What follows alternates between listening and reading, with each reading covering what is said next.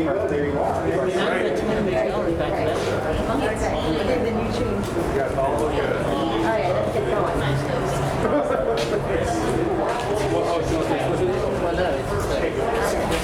Where is?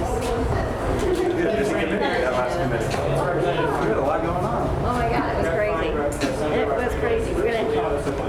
I'm on a time frame, Barney. Yes, ma'am. Are you going to start it also? We're going to start right here with the governor. And in fact, Jeff will be the last for the ceremony, so he'll introduce everybody. But yeah, I'm just going to be very. ready to start. Yeah, I got it. I got it. I gotta go get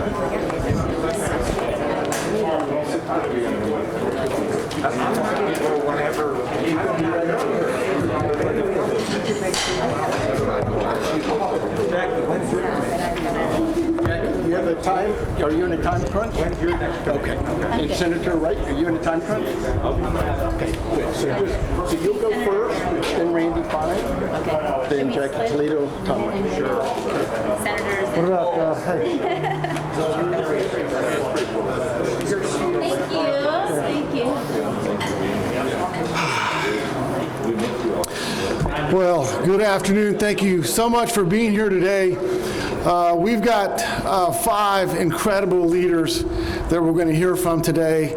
They have really stepped to the forefront in reforms that will save the citizens of Florida hundreds of millions of dollars and help the small business pharmacies of Florida thrive the way that they should. And I'd like to start with a dear friend of mine who I've known for shockingly over 20 years, and a great leader in the Florida Senate, well known for her expertise in health care after a lifetime of working in that profession, Senator Gail Harrell. Thank you. Hi. Well, thank you so very much, Governor. As I said, we've known each other for 20 years. We served together in the Florida House back in 2000. Can you imagine that? My goodness. But as chairman of the Healthcare Policy Committee for 2 years last session, I can tell you that what our local pharmacists do to really protect our patients and make sure that our patients are getting the care that they get, the medications they get, is just phenomenal. And what I see happening across the spectrum, across the state of Florida, and also having run a medical practice, our small pharmacies are really being taken advantage of greatly by the PBMs of the world, these mega organizations that are really changing how we treat patients and also costing the state a great deal of money. You will hear about several bills in this press conference that are really going to hopefully change the dynamic and put patients first once again. That's what I have spent my life doing, is really making sure we put patients at the focal point of this, not mega PBMs. And I'm very excited about the bills that you're going to hear about. I'm particularly interested in making sure that simple things like charging fees to pharmacists for processing claims, that is totally ridiculous, that you're going to charge a fee to the person who is dispensing the medicine because you're processing their claim. Things of that sort. These are not major changes, but they will make a big difference in the long run. Things like retroactivity and clawing back various payments that have already been made that were approved, a variety of things. But you're going to hear about many, many aspects of these bills. And although I have a very limited time frame, I'm got to be out of here. I just want to tell you how much I support our community pharmacists who are out there day to day taking care of patients and making sure they get the appropriate information to be able to use those medications in the right way that has the best impact on that patient. So I don't want to see our community pharmacies disappear. I'm seeing that. We've lost several in my community, and it's very disturbing to me that these essential part of our community, of our healthcare system, are being lost to big PBMs out there. So I'm going to turn this over. I just want to tell you how much I support you. You all are wonderful. We support you, and this legislation is extremely important. It will save the state of money in Medicaid alone, hundreds of millions of dollars. So I would encourage you getting the information out there, and thank you for being here today. And I want to thank all our wonderful pharmacists who've come today, and all our wonderful legislators who are working so hard on this. I look forward to working with each and every one of you. Thank you. All right. Thank you, Senator Harrell. You know, every year we keep hearing about how much PBMs save us, but yet every year prescription drug costs keep going up. The cost of Medicaid has gone up even when the number of patients have gone down. Common sense tells you that if you cut out the middleman, you're going to save money. And that's at the heart of some legislation that's been filed this year. And next I'd like to introduce a real lion when it comes to fighting for what is right, Representative Randy Fine. Well, thank you for all being here today, and thank you for those of you who drove a long way to get up here to see us. At least you got a nice day. So we got that going for you.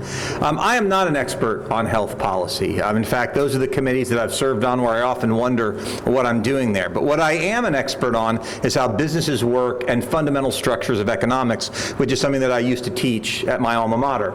And what I can tell you is the role of a middleman can be very effective as long as their incentives are appropriate. When the role of the middleman is to cut costs when they are not influenced by any other incentives or motivations, they can be very effective. And I think that is what was thought when we came up with the idea of the pharmacy benefits manager, that they would manage the benefits for the benefit of the state by keeping costs down. But that is not how it has worked, in part because we have allowed vertical integration into a system for which it was never contemplated. And when the middleman owns the end retailer, it creates an incentive to distort pricing, which is what we have seen. Now that has real consequences. I have introduced a bill along with Senator Rodriguez that demonstrates, backed up by multiple studies, that we are spending $150 to $200 million a year on drugs that we could get for less money. Now, hey, maybe we could afford to do that 2 or 3 years ago when the money was rolling in. But now I'm working on a budget along with my colleagues that may have to cut spending by $2.5 billion. And the idea of wasting $200 million on the same drugs we could get at a much lower cost is simply unacceptable. That's why our bill is so important. But not only that, not only will this bill save hundreds of millions of dollars, proven by the experience in more than a half a dozen other states, it will not only do that, but it will increase the number of available distribution points that the individual that is on Medicaid can go to get their drugs, bringing the folks who are standing behind me into the loop. There are a few ideas in the world that we call Pareto optimal. It's a technical term. It means an idea where there are no one hurts, everyone benefits. This is not one of those because the PBMs would be hurt by this. But if we do something like this, the taxpayer will benefit, the recipient will benefit, our local pharmacists will benefit. The people that we are here to fight for will benefit. And that's why I'm proud to work with my colleagues back here to get this bill done and all of the PBM reforms that we're going to work on this legislative session. Thank you.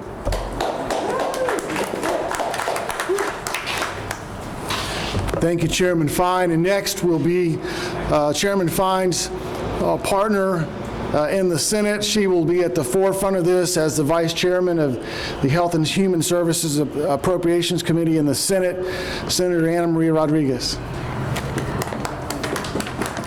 Thank you, Governor Kottkamp.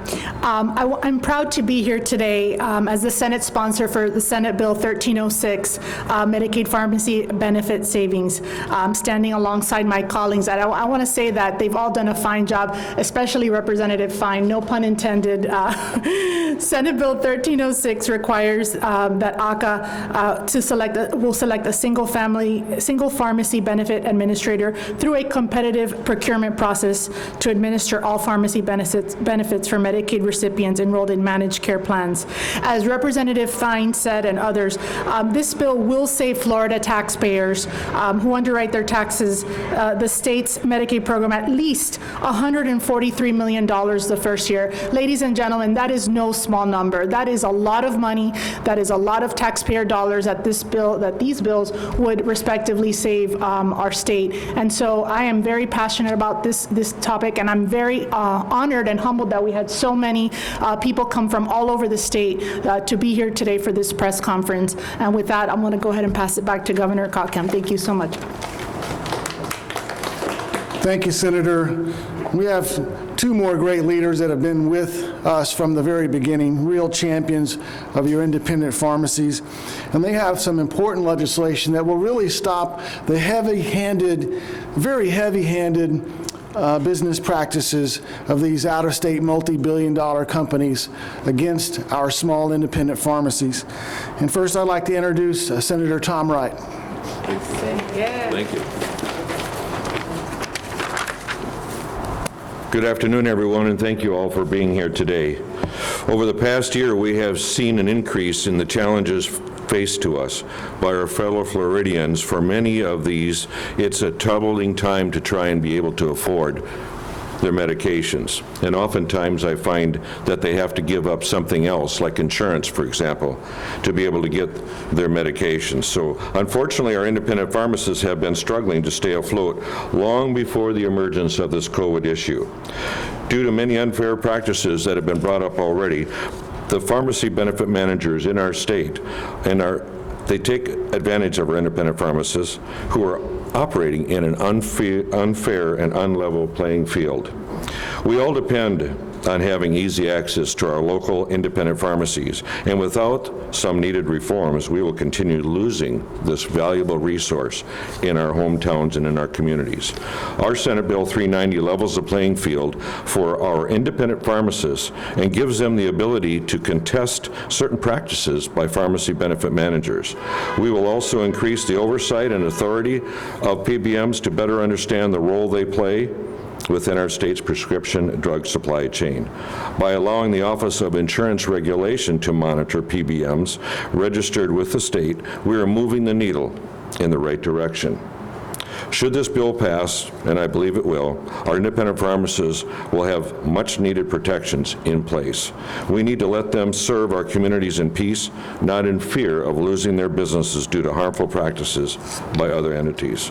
Thank you again for allowing me this time to speak with you today. Thank you. Thank you, Senator. And finally, a leader who has most certainly been with us from the beginning, who has demonstrated she's not afraid of a big fight. She's also proven that she can win a big fight. A dear friend of all of us, Representative Jackie Toledo. Thank you, Governor Kotkam, and good afternoon, and thank you all for being here today and to hear about this very impactful legislation.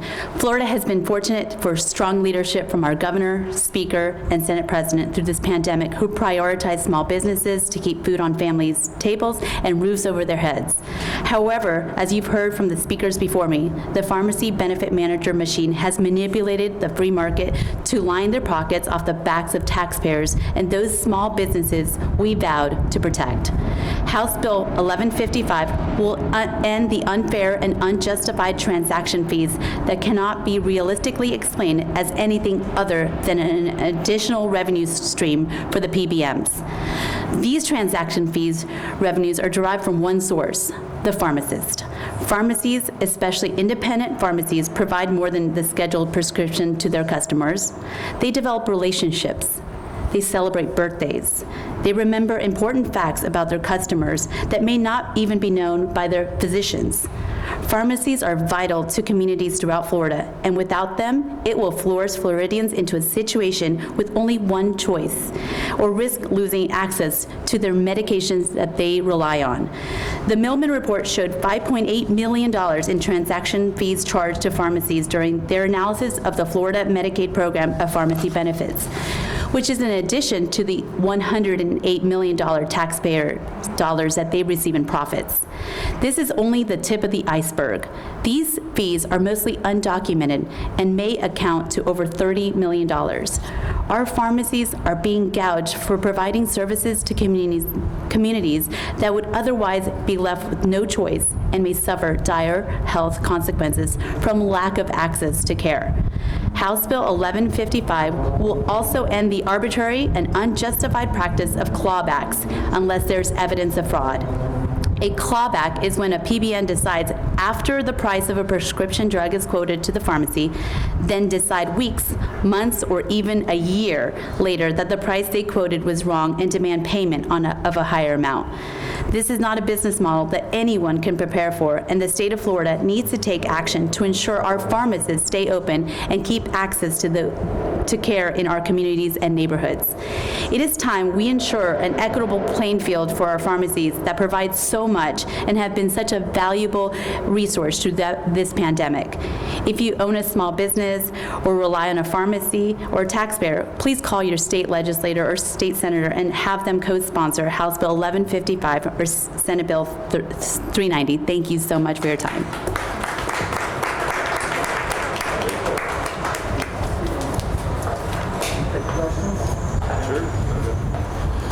Thank you so much. As you can see, these are great leaders. We were happy to, I think our legislators have a little bit of time for a few questions if anyone has any questions. Very good. Thank you so much for coming today. Have a great day.